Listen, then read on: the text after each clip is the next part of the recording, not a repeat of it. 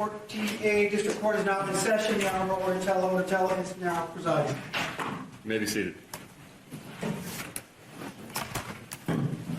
All right.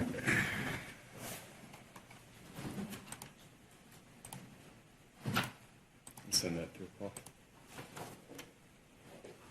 Thank you. We are now calling case number 25F12175. This is the people of the state of Michigan versus Sherrone Moore. Mr. Simon. Appearances. Thank you, Your Honor. Good afternoon. Katie Rizmersky, First Assistant Prosecutor for the Special Victims Unit for the People. And Your Honor, Joe Simon on behalf of Mr. Moore. That's the charges, sir. We waive formal reading of the complaint. Your Honor, stand mute to the charges. Formal reading having been waived, the plea of mute will be entered on your client's behalf. Simon, make your bond argument now or reserve? Your Honor, I think the people want to make a presentation, and I'll go after that if that's okay. All right, Ms. Wisniewski. Your Honor, thank you very much. I appreciate that. Mr. Simon. And thank you for the opportunity to be heard. As the court is well aware, this is not a series of offenses in Michigan that allow you to deny bond. We're certainly not asking for that. This is a felony of home invasion 3rd degree, misdemeanor stalking, and misdemeanor entry without permission. Your Honor, we are asking for a $25,000 cash or surety bond in light of the fact that we cannot ask for you to deny bond. I get that he is a man of means, and so this is a bit of a nominal monetary ask, but quite frankly, it would be an ask that I would make for any defendant charged with these offenses before you. So what strikes me as perhaps more important in this scenario are conditions that I would like to ask for, because of course, as you know, Your Honor, you're tasked with trying to make sure that he reappears, but also the safety of the public and this victim in particular. So, Judge, in addition to an ask for a $25,000 cash or surety, we're asking, should he post that, should you impose that, we are asking that you order that he undergo a mental health evaluation. We are asking that you order him to submit to a GPS tether and that there be a no-go to this victim's residence or place of employment. Ask that you order that there be no contact with her whatsoever in any means, any fashion, direct or indirect, that there be no stalking behavior of any kind, that he be ordered to surrender any and all weapons, further that he be ordered to surrender his passport. Judge, the reason, Your Honor, the reason we make those requests is in light of the factual scenario that gives rise to these charges. My best understanding from a thorough review of the police report and as much body-worn camera as I've had an opportunity to review is that I understand that our victim broke up. They had an intimate relationship for a number of years, defendant and victim. That our victim broke up with this defendant on Monday morning early, that there continued to be defendant making numerous phone calls and sending numerous texts from that time moving forward that she did not answer, did not respond to, and did not want. That eventually she presented herself to the University of Michigan, cooperated in some form of investigation there. As we all now know, defendant was at some point on Wednesday afternoon fired from his employment. He then, at some point soon thereafter, came to her apartment in the address that is alleged in the complaint, barged his way into that apartment, immediately then proceeded to a kitchen drawer, grabbed several butter knives and a pair of kitchen scissors, and began to threaten his own life. I'm going to kill myself. I'm going to make you watch. My blood is on your hands. You ruined my life. And a series of very, very threatening, intimidating, terrifying, quite frankly, statements and behaviors there in that apartment. It was only then, Your Honor, when the victim, she called her attorney and then at some point indicated she was going to call the police, and then he left. And so, Your Honor, while I understand that there isn't evidence to suggest that he directly threatened the victim with any of those implements that I've indicated, the totality of the behavior is highly threatening and highly intimidating. She was terrorized, Your Honor.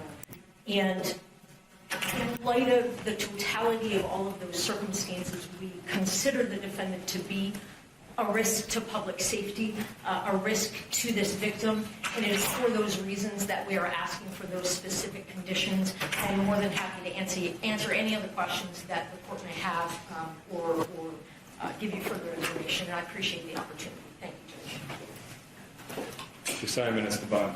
Your Honor, let me start at the end where the people ended. In terms of risk to public safety, my client's 39 years old with zero prior criminal history, zero prior contact with the criminal justice system in any fashion. The threat to public safety argument by these charges, maybe that's the point, but there's no evidence to suggest that he's a threat to the public safety. The next thing is that the people referenced the court rule that I want to come back to, that you can't deny bond in a situation like this, and they referenced something else that I want to come back to, which is the fact that they reviewed thoroughly the police report, and they reviewed thoroughly the body cam. I've had none of that opportunity. And that's too early for that in the proceedings, so when people come here and make factual representations, although I trust Ms. Brzezinski very much as an officer of the court, I have no ability to respond to those factual representations. So here's what I'm going to ask the court. The monetary bond component, the two considerations by court rule are, my client will appear. Let me speak to that. He's got a home here. His family is here. He's got ties to our community. He's retained a local counsel here. The second thing is that my client is not otherwise a danger to the public or danger to the complainant. There are that is why monetary components are requested, but there are other measures to address them. For example, the request for a GPS tether, that was an expected request. My client will gladly comply with that request. The second thing is my client having no contact. Certainly, we have no objection to that order, and my client would be at his own peril if he were to violate that. His bond would be summarily revoked. In terms of surrendering the passport, Your Honor, there's no really indication that he is a flight risk. My client has those established ties that I talked about. But in addition to that, Your Honor, he would have an order from the court, like everyone else does, that there would be no leaving the state, let alone the country, without permission of the court, and he would certainly abide by that.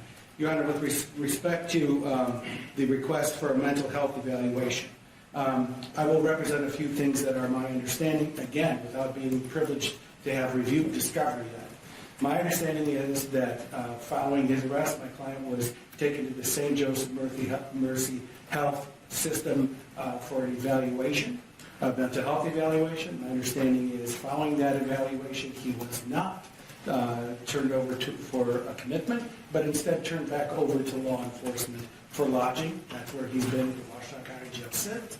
I can also tell the court that the Community Mental Health Department saw my client yesterday for an evaluation as well without any further recommendation.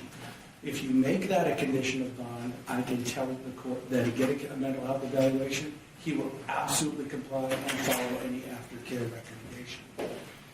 Lastly, Your Honor, with respect to the bond amount. I forgot to speak about weapons. He has no weapons, but he'll surrender. If you order that he surrender any weapons that he doesn't have, he'll be glad to comply with that condition. With respect to the bond amount, Your Honor, in a case like this, with charges like this, in a normal circumstance, we'd be requesting a personal recognizance bond and frankly expecting the court to order that. We all know this is not our ordinary circumstance. It's not an insignificant amount of money to anyone. And I ask that the court set the bond amount to the principles not of my client's bank account, but to the principles of the charges and to the principles of the court rule. Therefore, I'm requesting that if the court orders a monetary component at all, that it be with a $25,000 10% privilege. And also, Your Honor, if my client is to order to a GPS tether, things have to happen pretty significantly to try to get that in place in time for what we hope to use in this day.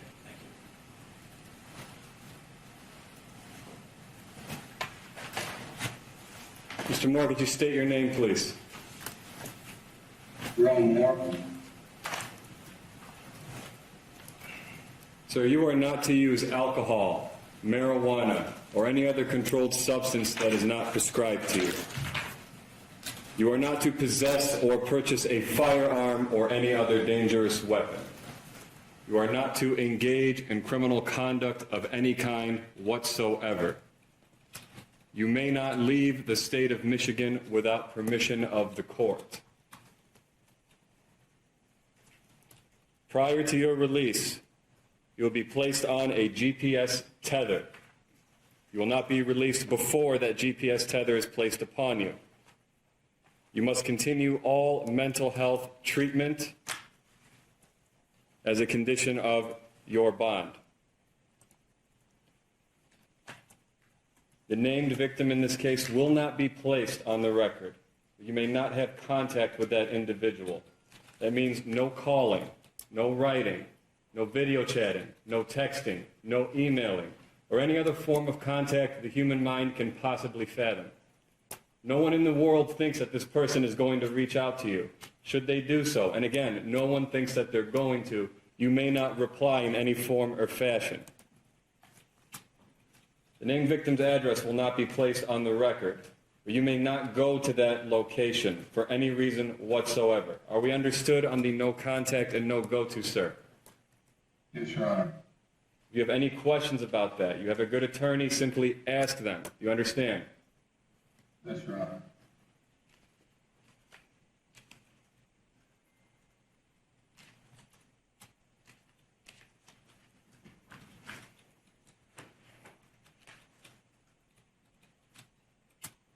Bond will be set in the amount of $25,000 cash surety, as requested by the prosecution's office. This court does not determine innocence or guilt. This court determines flight risk and community safety. The court finds with these conditions in place, it has been met. Mr. Simon, we are setting probable cause conference at this time for January 8th due to the holidays and scheduling. Is that a good court date for you? Your Honor, my client will waive his right to have that next court appearance within 14 days. I've discussed that with him. I also tried to coordinate calendars with Ms. Wismierski. In support of that, I think we're both available on January 22nd, if the court would order that. And I'll add one more thing for the record in support of that. I understand there is continuing investigation, so in addition to the discovery I don't yet have, there may be even more. So it will be January 26th, 2020. 15, 22nd. January I think those are the first days. January 22nd, then. January 22nd, 2026, 9 a.m., 14A1 District Court, Courtroom C. That will be in person. Sir, do not violate these bond conditions. Follow all orders of the court. Stay in contact with your lawyer. That concludes this hearing. Thank you, Your Honor. Thank you very much.